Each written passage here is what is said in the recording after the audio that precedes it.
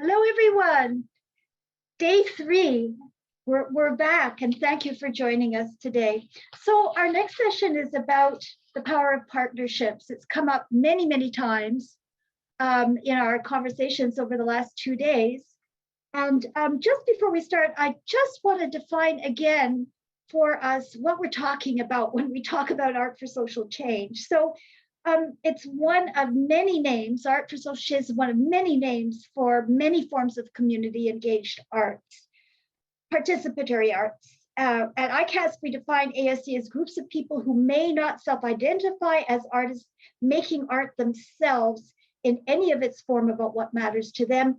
This co-creation and dialogue process facilitated by a professional, again, loaded word, artist. And we think of it as a form of cultural democracy. So sorry for the digression.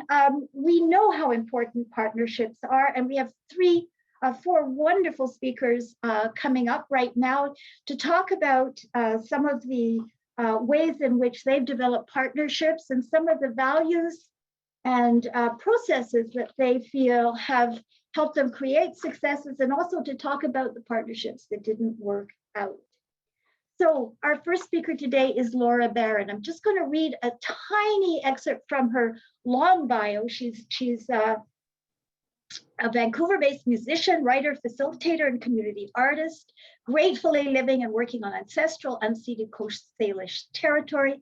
Her 30-year career as a flutist brought her from the Yukon to New Zealand, including solo appearances with the Boston Symphony Orchestra and several performances at Carnegie Hall. She has a doctorate from McGill. She served for 10 years on the faculties of 3 American universities and has been mentoring emerging artists, as she continues to do with icasc's National Futures Forward Mentorship Program. She explores songwriting, poetry, and other interdisciplinary collaborations in the service of climate justice activism. She is the executive director and founder of Instruments of Change, and you can read all the rest of the bio in the chat. So without further ado, Laura, over to you. Thank you so much. It's great to be with all of you today. I'm getting some feedback.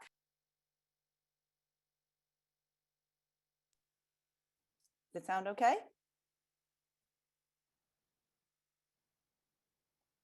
Is that good, everybody? Can I get a thumbs up in the chat? Better. Okay, great. So yes, I run Instruments of Change, and we provide expressive opportunities for people to find their own voice and become instruments of transformative change in their own lives through the community engagement work that we do. And in thinking about community partnership, I think the best example is our Lullaby project. And to describe the partnership journey for this project, I can use a metaphor that it is a tapestry of personal and professional connections that have been woven together into a healing baby blanket of song. And so how the Lullaby project came to be, as noted, I've had opportunity to perform in Carnegie Hall as a flutist many times, and relationships with people in that institution. And also as a classical musician, I've done residencies at many universities, one of which was the University of Michigan, where the director there brought my attention in 2015 to an incredible lullaby project that Carnegie Hall had started in their own community and then was sharing throughout the world. It probably is now in 40 states, provinces, and countries. And Carnegie Hall, for people who want to run that program in their own community, they provide resources, suggested methodology, professional development for directors starting their own programs. They actually fly new participants to New York for a 2-day conference to learn about successes and challenges, talk to other directors. But then you're given a lot of autonomy to run the project your own way, to design it for your community. And so I was very moved by the work they were doing and kind of kept that idea in my back pocket for a couple of years, looking for the right opportunity where there would be a need. And another personal happenstance occurred where my husband, who worked for TransLink, our regional transportation authority, had a board meeting and was coming home on the train one day with a board member who is Janet Austin. She is our esteemed now Governor General of British Columbia, but was at the time the CEO of the YWCA. And the YWCA serves numerous women escaping violence, supporting various facilities around town. And he started to talk to her about the work we do, which is often with women and girls through expressive arts. And she said, bring her in to talk to me. There must be some way we could partner or collaborate. I really feel our community needs her work. So we had a wonderful conversation, and long story short, the Lullaby Project really seemed the right container for her community, and off we went. And over the last 5 years now, they have provided incredibly valuable direction in hand selecting the participants who would most benefit from our work, where we write original lullabies for their babies in collaboration with the mothers and artist partners that create healing and bonding experiences for their families. These mothers are also the ones who can commit most to a slow, long, about 2-month songwriting process, over which there are about 4 or 5 sessions between moms and artists. And that ultimately culminates in a recording that also is a beautiful legacy of their project, where the artist and the mother sing and perform together to record their lullaby. And we have a beautiful partner, Hipposonic Studios, in our city, who's provided us really valuable free space to do those high quality recordings every year. We pay the engineers, but we get that space for free. And really, one of the most fun and final evolutions of the partnerships that have evolved in this project is through my role as a mentor in Futures Forward. I've been able to do a climate justice art project with the Conservation Council of New Brunswick, and another panelist today, Louise Comeau, who works there, loved learning about what we achieved with our Lullaby project. And ultimately, we realized that the same healing methodology could very well help repair relationships between humans and the forest. And ultimately, CCNB supported me to facilitate a process where I worked with tree activists who collectively wrote an ancient forest lullaby that just very recently was completed. So that's been a really multi-pronged way that our program has grown over 5 years. Thank you so much. Thank you so much, Laura. We'll come back because we're going to have some great discussions. Next, thank you, is Karine Lavoie. Karine has more than 20 years of experience in social circus.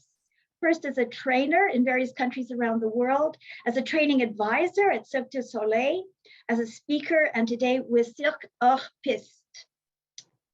She has accumulated a solid experience in social intervention, having worked with for more than 10 years with people experiencing homelessness or living in precarious situations. She's worked as a circus artist in various events and festivals, and after traveling through many countries in the world, spreading her passion for social circus, she's now fully dedicated to the development of this approach here in Canada, with the solid conviction that circus is a strong vector of social transformation in communities. So, Karine, welcome. Thank you, Judith. It's a real pleasure for me to be here today and to share this panel with great colleagues. It's always a bit weird to talk to my computer and not in my first language, so I'll need your support a little bit. I'm just going to switch for a few seconds in French. Donc, bonjour tout le monde. Je ne sais pas s'il y a plusieurs personnes francophones du Québec ou d'ailleurs au Canada, mais merci d'être là. Merci de partager avec nous ce moment d'échange-là. So yes, so for those who don't know Cirque hors piste, so maybe just briefly, we're a Montreal-based social circus organization. So we use circus arts to offer at-risk youth an alternative and a path for personal and social development. So we have many different programs to achieve many different social goals. And most recently, we developed a social circus network with 20 different social circus organizations from all over Canada.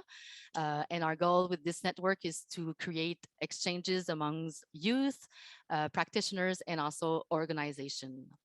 So the power of partnership in art for social change, big topic, important topic, less than 5 minutes, so I'll do my best. Um, I would say first that partnership is one of our strong pillar at Circopist. Like many of you, we work with a lot of partners, different types of partners, long-term, short-terms, funding partners, of course, community partners, peer partners like social circus, other social circuses, uh, even if they can be challenges. For us, partnership is the main key for sustainability and duration over time, but also to make sure that we can offer the most to the youth that we work with.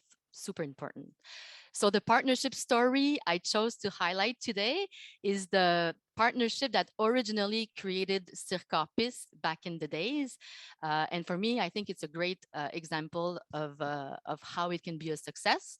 So back in 95, so that's a long time ago, we were founded out of a very special partnership between Cirque du Soleil, so this big professional circus company, who had this great idea and reached out to this community organization in Montreal who were working with at-risk youth. So they literally knock at their doors.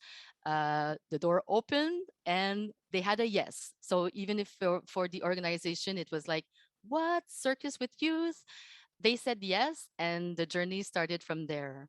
So this was the very, very first step in the development of social circus in Quebec, which is now 27 years, now 27 years later, a well documented approach and spread it worldwide. So why did it work? What were the winning conditions that made it last through time? I would I'm going to highlight there was many elements, but I'll highlight five key elements that for me made it a success. So the first one, and I think it's the most important one in partnership, is that they had a common dream. They believed in it. They shared this dream, and they were convinced it would work. That it would had on that circus arts would have an impact on youth. So I think this is like the passion. Second element, I think both organizations were open to learn from each other. So they had each of their own specific expertise, but they were willing to build the idea together, learn from each other, compromise. The third element, I think, is that they made sure to have common values and common ethic, and that they worked on that through time. So it's not necessarily all of these elements are not necessarily there in the beginning. So having common values and common ethics is very important, especially if you work with at-risk population, to make sure a safe space is created. The fourth element, I would say, is that they build a written agreement to have strong foundation, but also to make sure that the project will carry on even if people leave, because we know that projects are often built by passionate people, but then if you wanted them to last a long time, we need to transfer this passion. So having a written agreement helps that. And the last element, so the fifth element, I would say, is that they had a long-term vision. And throughout this long-term vision, they made sure to have space to reflect, rethink, question, create, and transmit to others. So for me, I think these are five of these key elements in partnership. And now in 2022, even if Cirque du Soleil is not playing an active role anymore in social circus, the long-term relationship and engagement that they had gave organizations like us the strong foundations to carry on and take the lead in developing more social circuits. So voilà, merci beaucoup, thank you. Thank you so much, Karine. That was so clear and cogent, very much appreciated. I heard you saying a couple of things, taking the time to build equitable and reciprocal and trusting relationships, developing a shared language and understanding of the work, clarifying policies and protocols and capacities and logistics, and having an agreement, because in forming that agreement, you really can clarify a lot of those things. Thank you so Totally. much. Thank you. Thank you. So we're traveling north now. We're traveling to the Northwest Territories and to Candace Lease. Candace is she grew up in a very large Métis family in Fort Smith, Northwest Territories, and now resides in Yellowknife. She holds a PhD in public health science from the University of Toronto, an MA in health promotion from Dalhousie, and a BA honors in sociology from the University of Alberta. She has nearly 20 years of experience as a community-based sexual and mental health promotion expert and researcher. She's the co-founder and executive director of an organization called FOXY, Fostering Open Expression Amongst Youth, and of SMASH, Strength, Masculinities, and Sexual Health. FOXY and SMASH are peer-led, trauma-informed, arts-based sexual and mental health programs that use the arts to facilitate discussion, education, and healing among Northern and Indigenous youth. They've reached over 7,000 youth over the Northwest Territories, Nunavut, and Yukon over the last 9 years.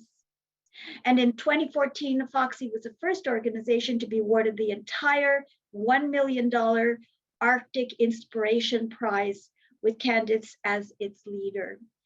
There's much more in her bio, which is in the chat, and it is now my pleasure and my honor to welcome Candace to this discussion. Thanks.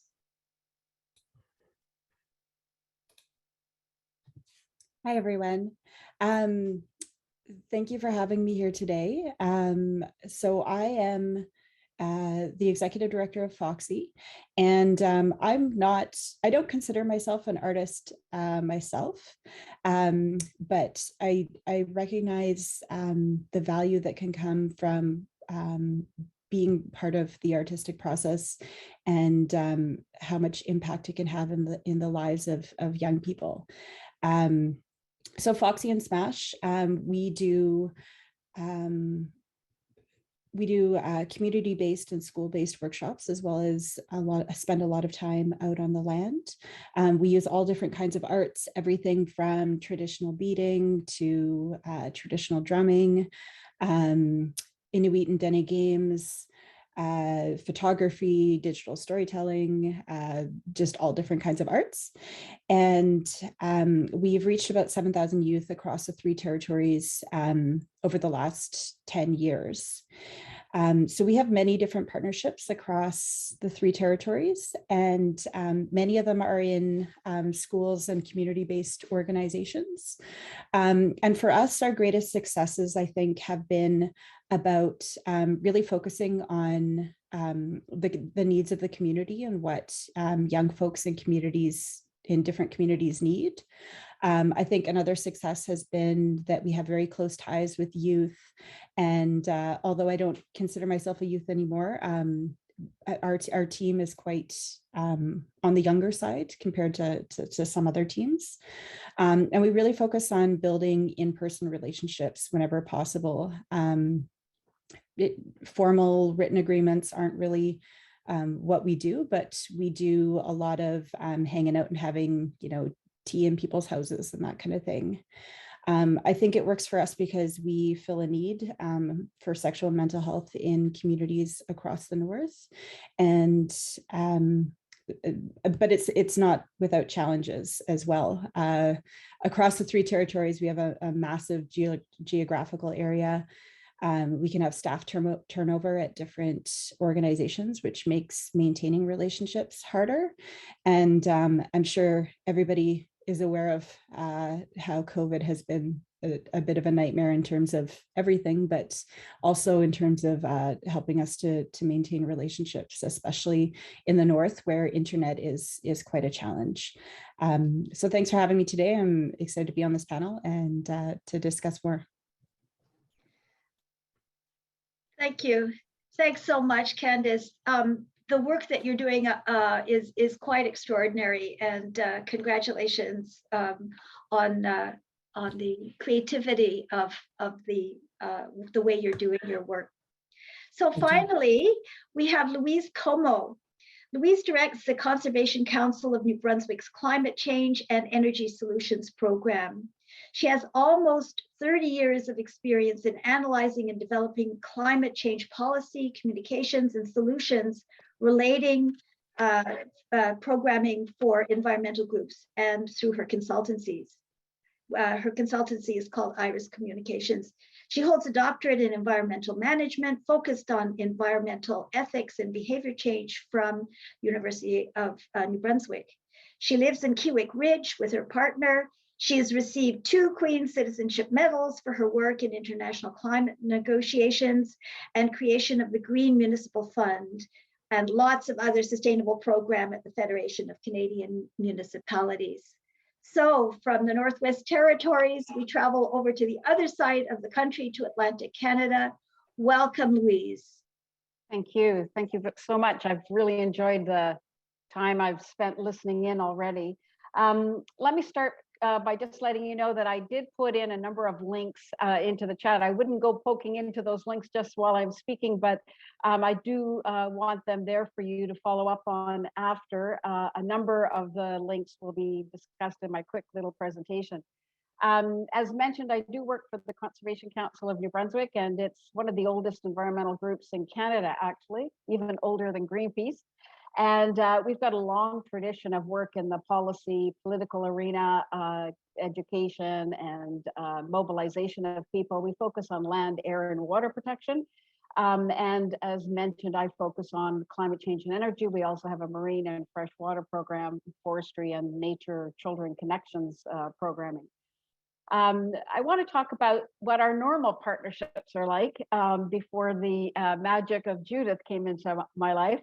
You know, we are a small group in a small province, and we work a lot in partnerships across the country to both increase our heft and reach, but also our capacity to intervene and bring change in terms of climate action. And this world is definitely dominated by politics and power, but I'd also say economists and engineers, and very little on the artistic side for sure. And so those partnerships are of a kind in the sense that, you know, we're right in there with everybody. We're negotiating consensus, we're negotiating perspectives and positions and strategy and campaign tactics and so on. And so the partnership that came our way through Kim and Judith, when they asked us if we wanted to host an art facilitator and a project, and we said sure, is very different. And it's very different in that it helped me expand on something I'd been trying to do within Conservation Council based on my own research and thinking about how we bring better change or more effective change. And that's what I call my love work. And this idea of bringing artists into this work really helped me think, oh, well, maybe this would be something that we could do. But it's a partnership of a very different kind in that I see it as a very light touch relationship where I see myself personally, but also the Conservation Council being there as institutional and financial supporters, where I trust the facilitators, Juliana Bedoya and Laura are with us. We expanded our program several times now to not just include the visual arts, also music, and you'll see in the chat I've included the lyrics and the lullaby, which is stunning, and it's awesomeness. But also our art program. We've been able to do not only art shows, but web-based art presentations, and we've engaged artists in ways that I never thought would lead to such a fantastic outcome through our light touch, through just letting the process work and trusting the artists to know where they wanted to go. And so what we've got here, I think, is something special with respect to not just the outputs. The outputs are amazing, they're fantastic, they're beautiful, they're creative, they're helpful, but the process has been so powerful, and so powerful in a way that I didn't expect. And that is that it has helped address eco-anxiety in a way that I don't think we could have ever anticipated, not only for the participants in the program, but also for the people that are able to engage and witness the work, interact with the work. And as a result, we've really seen that this is something that could never just be something we did as a one-off project. So we've committed to investing in it both for a second round of art after our first internship or facilitated process ended, and now we've secured money for 2 more years of this work. So I'd say I just kind of close my comments on saying that the process has been transformational, not only for me personally, but for the Conservation Council. But I also think for the participants, it's unique in our experience, and one that has led, if you look at the links, to an incredible outpouring of love and honor, and one that we are incredibly pleased and grateful to support and participate in. So thank you. Thank you so much, Louise. It has been a wonderful journey with you and with all the community participants over the 6 months of the initial program, and so glad to hear it's being sustained. My question now goes to everybody, and it's about long-term versus short-term partnerships. And how do you sustain them? Are they sustainable? What's the relationship to funding or to other circumstances that will dictate whether partnerships last beyond an initial alliance? Up for anyone to respond to.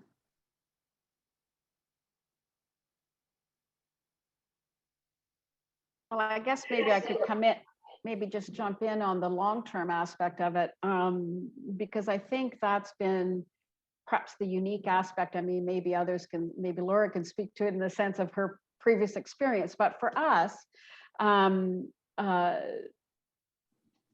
never actually been through this kind of experience where I just personally could not let it go. Where the commitment is at a deep level for me personally, and that means long term. So the process was, I think, so beautiful that how could you not want it to be present in your life for as long as you could possibly make it happen. And I've spent all my time trying to figure out, just kind of responding to the previous panel, on how to generate the resources to respectfully recognize the contribution of the artists in any way that I could, whether it's through direct per diems, whether it's through raising more money, whether it's through fundraisers, anything that's asked of me. The commitment and loyalty from my end of it is whatever you need, I'll make it happen for you. So that's how we've moved from a one-off to, I think, a long-term relationship that we see as something that's a long-term commitment. Thank you, Louise. Laura, do you want to add to that? I would love to speak to that. First of all, to just express gratitude for a champion like Louise in our corner. It's incredibly encouraging to see an organization who was presented a program with funding from another organization, and then to take the torch and really go to bat to find more funding to sustain this work. And it really speaks to the importance of that personal resonance. I mean, it takes it really speaking to Louise's heart to make this happen. And I think the same is true of our Lullaby project. If it weren't for Janet feeling that way about hearing the possibilities of this work, we wouldn't still be with that organization for 5 years. And in terms of the contrary, sort of the challenges of shorter term relationships, I can speak to another program we have called Women Rock, which is an all female rock band where they learn to write songs, play instruments, manage gear, that sort of thing. And we have 18 through 80-year-old women jamming together. And it is in its 10th year where we finally found a sustained partner through quite comprehensive sort of facility and organizational research. But we started at a women's prison, I won't share their name, where I was a yoga teacher. So I had a relationship, but they had no experience with music programming. I had been a volunteer there for a year. They gave us the green light to do a big fundraiser to make the program happen in that facility. We were extremely successful in that fundraiser and in also getting a lot of positive press for that program, and spoke about the good experience that our volunteers had already had in the facility. It was all good press, and we got in big trouble for giving them any press at all with the name of their institution, and they pulled our program. They basically said any press was bad press. They were getting phone calls for too many people who wanted to volunteer in their facility because they were so moved by what they were reading. And believe it or not, that was actually problematic. So quite an interesting challenge to just raise, and we were able to find another incarcerated facility where we temporarily ran the program, but it was only at a community center in downtown where, again, a director resonated with the work, wanted to make it sustained in her community, had the facilities, had the equipment, had a community of constant need who would be interested in the programming, where we've now been able to keep it going for 8 years. Fantastic, Laura. Thank you for that. Very instructive. There was a program in California in the prisons there for 20 years.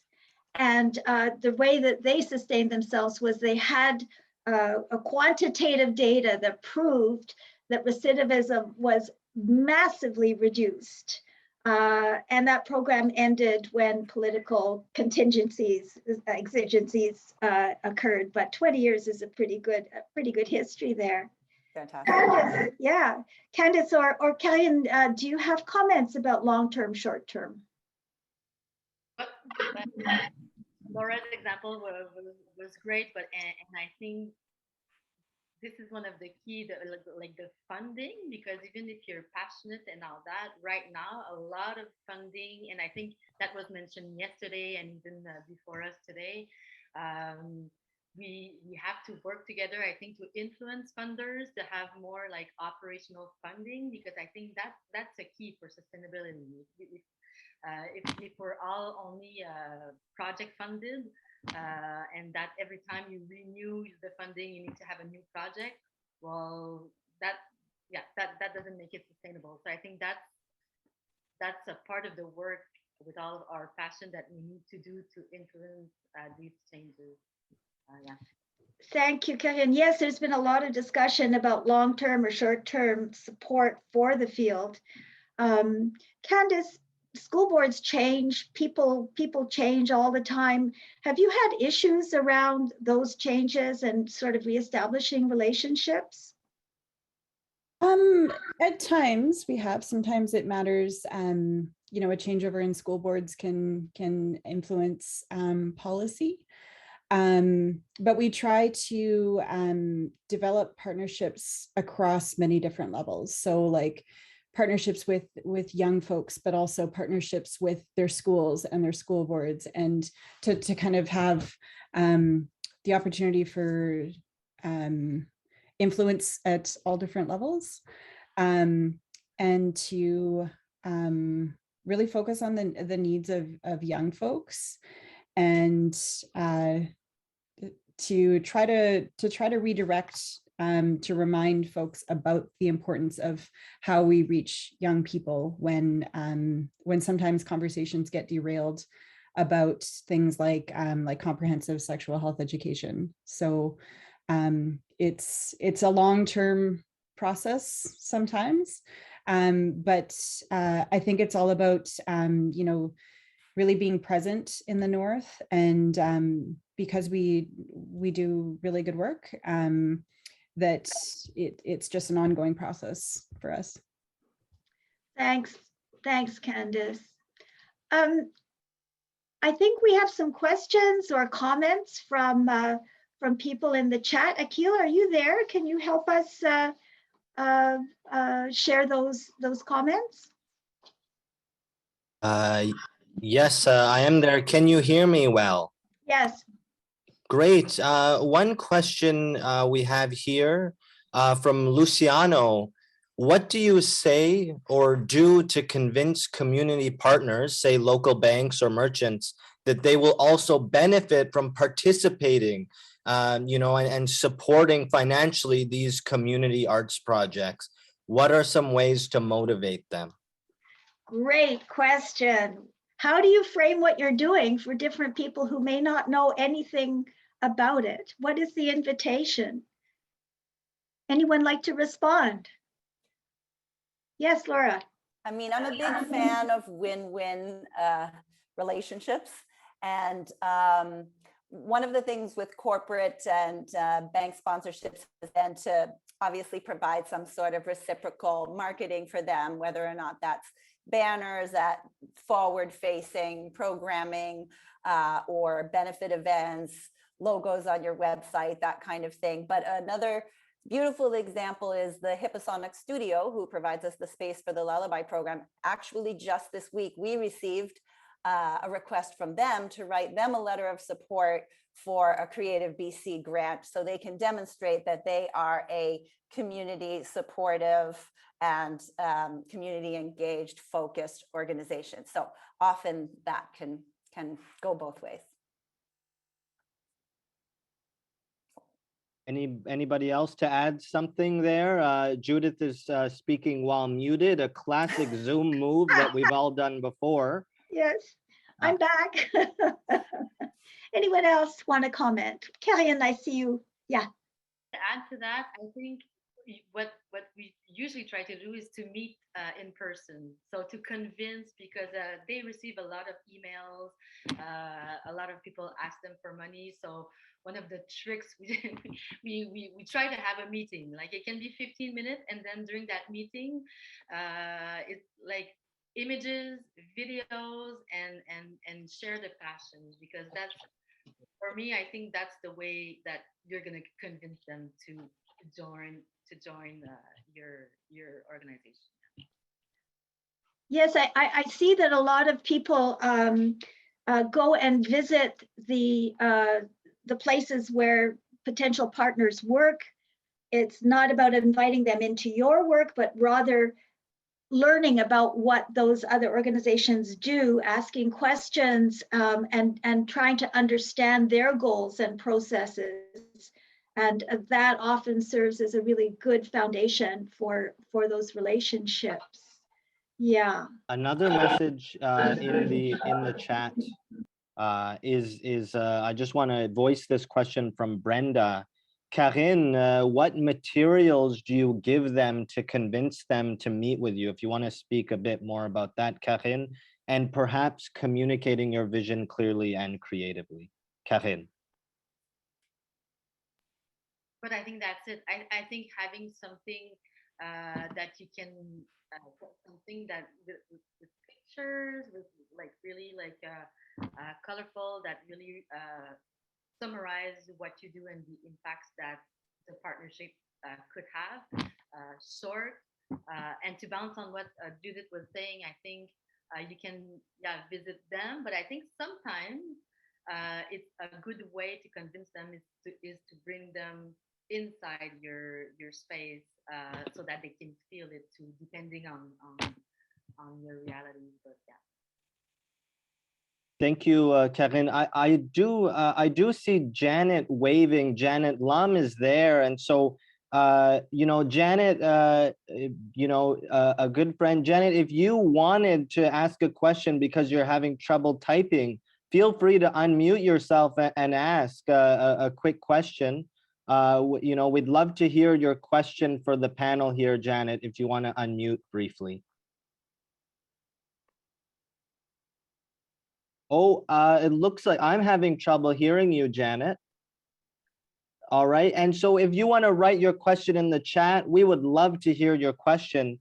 I see Candice has her hand up. Candice, anything to add? Yeah, I was just going to add, in terms of like meetings, developing partnerships, the model that we work with at Foxy is that the young folks are core members of our team, and everything that we do with them, whenever possible, we have them involved as well, because it's opportunities for them to be mentored and to learn, and to contribute to what we're doing here too. So in the case of meeting with partners, whenever possible, we have our young folks on our team who are paid members of our staff team join us as well to be parts of those conversations. Because I find most often, potential partners, they don't really want to talk to me. They want to talk to the young folks who've been part of the programming and who are impacted by it. Absolutely. I'll as I see Janet maybe trying to type a question. Oh, she has to leave. All good. So I will jump to the next question in the chat. And the next question here: what are some vocabularies or terms that might help us as artists and organizations talk about our capacity when collaborating? Instead of just saying I'm busy or I'm interested or I'm a bit busy, but I'd love to collaborate. Are there any specific vocabularies that you can suggest, maybe hours per week, for example, something like that? And I see Laura, you're unmuted, so you're up first. Thank you. Well, I'm thinking about something that Allison talked about actually in the previous workshop, and it's around transparency. And, I think I've learned that the hard way. So it's really about being as explicit as possible and as upfront as you can. Make no assumptions, be very clear around exactly, the needs you might have from that partner.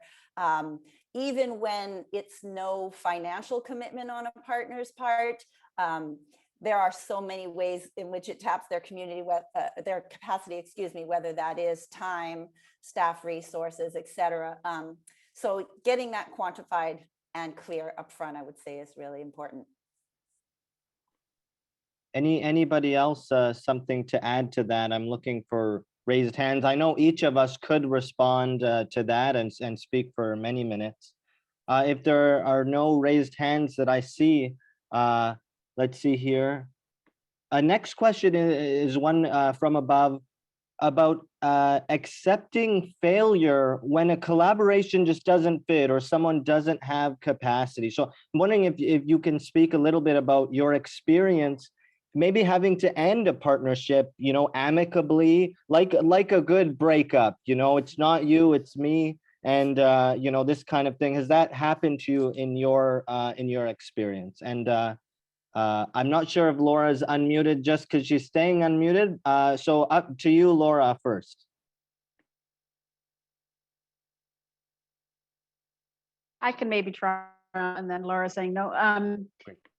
I don't think we've ever had an issue ending our partnership because that's just grown, but we've had, experiences within the partnership where we thought maybe something was going to happen, a particular project was going to happen, or a particular artist was going to take on a certain role, and then they weren't able to. And I think part of where we've gone with that is, and I don't know if it's unique in the sense that how it might go with other programs, but we've been just extremely flexible. It's kind of like, okay, let's just go with the flow on that, and no pressure, and if it can work for us the next time around.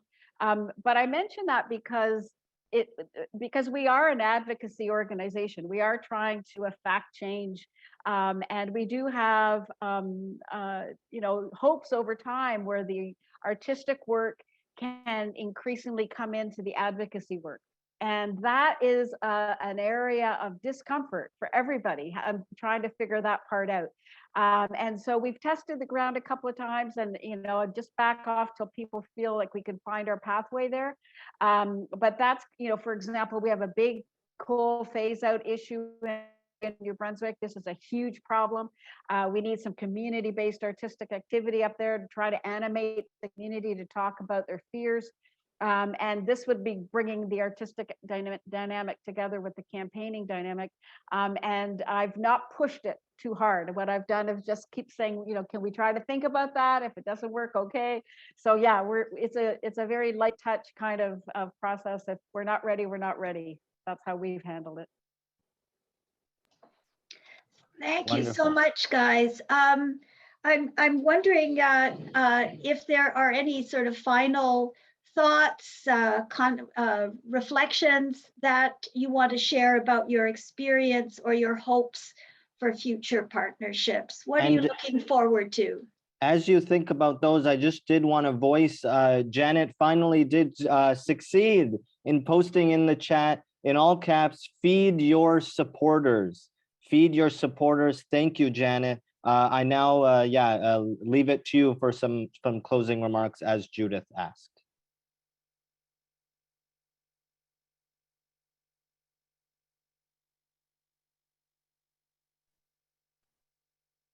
Anybody want to go for it, or do we have to maybe put someone on the spot? I'll go first, just to open it up. So yeah, I think in terms of closing remarks, I would say that you know, this process has been new for me in terms of this level of trust and working from my emotional base. And so you know, there's been real joys in the process, but also really deep emotions. And I'd strongly encourage it for any of you that have never worked with an environmental group before. They are hyper trained on the rational, and they could really use your help. So thank you for the opportunity. Anyone else with final thoughts? I can go.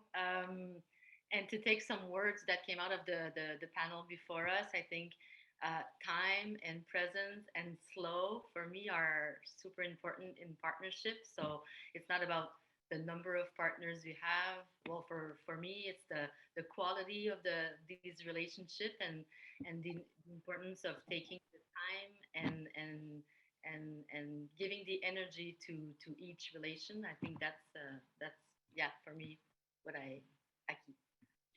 Thank you, Kahin. Thank you.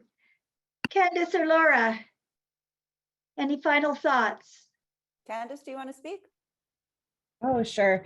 Yeah, I was just, I look forward to the days when things are a little bit more back to normal, and our partnerships include things like hugging and, you know, bringing food to meetings, and to really have those like building those authentic partnerships. It's been so disruptive to how we do things in the North.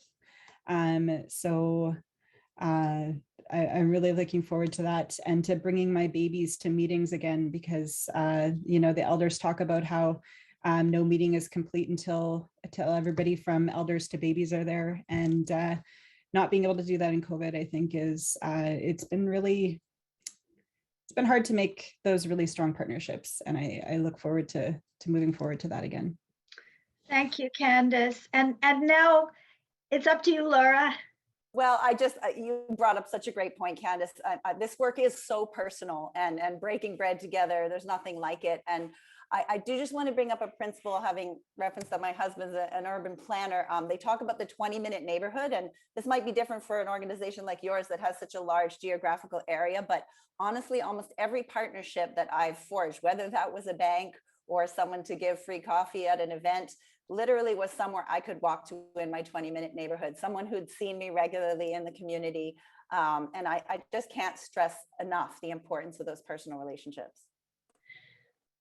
Thank you, everyone, for this conversation, for your insight, and for your passion for the work. I do want to recommend a short summary of 50 interviews, hour-long interviews we did as part of a large research project looking at partnerships. And those 50 people really gave us a lot of insight, just as you have today, about how they've operated in terms of alliances and partnerships. And it's available on our website. So I just encourage you, it's another resource to take a look at. Perhaps Kim can put that up for us. Just so delighted that you've been able to join us today. Thank you so much for the time and energy you put into helping us figure this complicated question out. Thanks, everybody.